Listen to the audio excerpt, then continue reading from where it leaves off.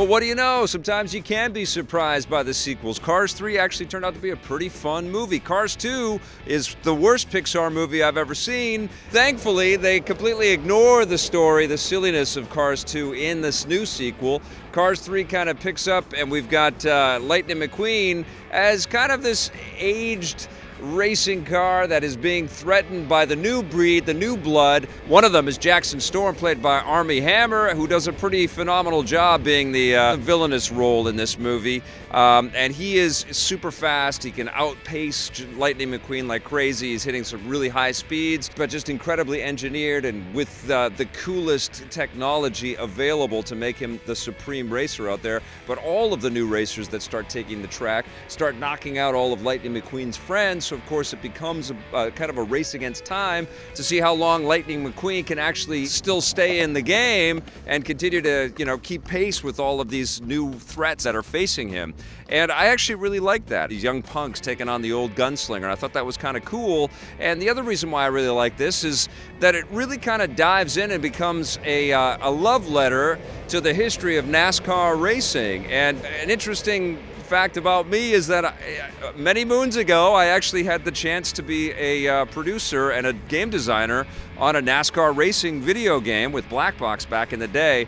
I had to do a lot of research into the history of NASCAR racing. I'm not a huge fan or anything like that, but I had to kind of learn about it. And you kind of discover that it's fascinating with all kinds of illegal enterprises. The roots of NASCAR are really about moonshine running and being chased by the cops, and that led to a lot of dirt track racing and all kinds of silliness. And in this movie, we kind of dive back into a fictionalized, cartoonized version of all of that stuff, and we meet some really colorful old-timers, all of them friends of Hudson, played by Paul Newman in the very first Cars film, and there's a little bit of flashback sequence in there where we actually get to see the Hudson car back, and we hear Paul Newman's voice in there, and I loved all of that. And sort of the new Hudson that we get in this movie is played by Chris Cooper, and I always like hearing his drawl. I think he's a terrific actor, and he's obviously one of these character actors that has appeared in everything. And I thought that the movie actually had a pretty charming sense of heart. And one of the new ways that this movie kind of starts to click and work for you is that Lightning McQueen kind of has to take responsibility for the changes in his life. And he meets this new trainer, Cruz Ramirez, who tries to sort of guide him in the newfangled technology that everybody seems to be using these days. And he's just kind of rebelling against it because he's used to just, driving along dusty roads and just trying to beat his time there through like sheer force of will. He's not used to being on simulators and having every single part of his process poked and prodded by machines. So he has to kind of overcome all of that, and he develops a relationship with sort of the new breed.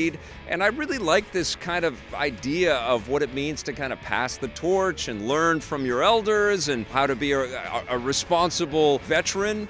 And it actually kind of clicked and worked. And there is, I'm not going to sort of spoil the surprise at the end, but there actually is a kind of a nice surprise. And the other thing that they did with this movie is they really tamped down the amount of stuff that we get with Larry the Cable Guy's Mater, who is one of the most annoying cartoon characters that I've ever encountered. But obviously there are lots of NASCAR references. There's lots of voice quips from NASCAR stars and lots of play-by-play announcers and lots of in-jokes and sly allusions to the sort of NASCAR world, which worked in Cars 1 and actually made that a big, super international success. And I think this is a pretty effective film. It doesn't have the surprise. It doesn't have that out-of-nowhere kind of, sparkle or charm, but it was a pretty fun movie. It's not Pixar's best, but it's certainly way better than I anticipated. I actually had some smiles. I laughed a little bit.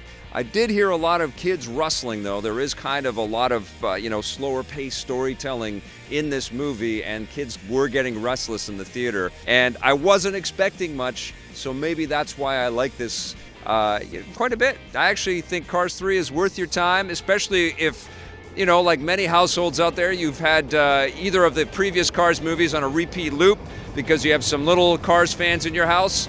I think they're going to get a lot of enjoyment in here, but be prepared for a little bit more of a mature story, which I appreciated. Cars 3 gets a 7.5 out of 10 from me.